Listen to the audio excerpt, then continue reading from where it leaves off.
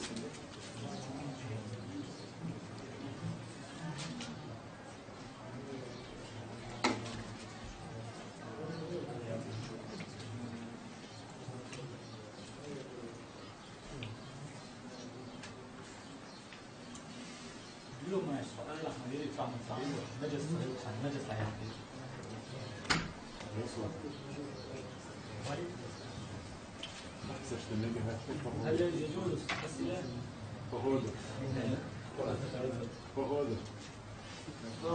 انظر Смотрите.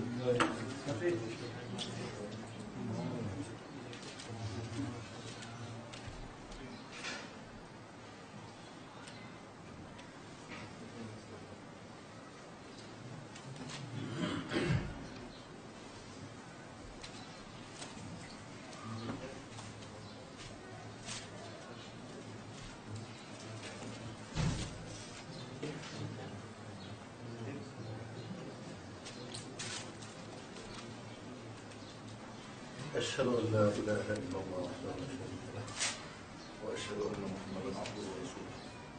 اللهم اجعلني من التوابين واجعلني من المتطهرين.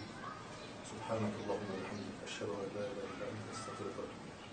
ممكن تجفف.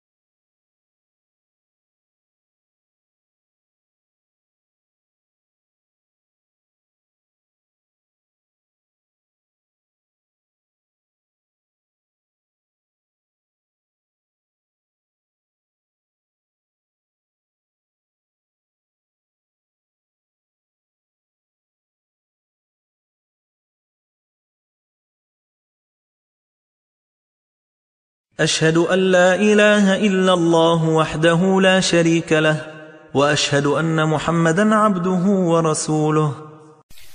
اللهم اجعلني من التوابين واجعلني من المتطهرين.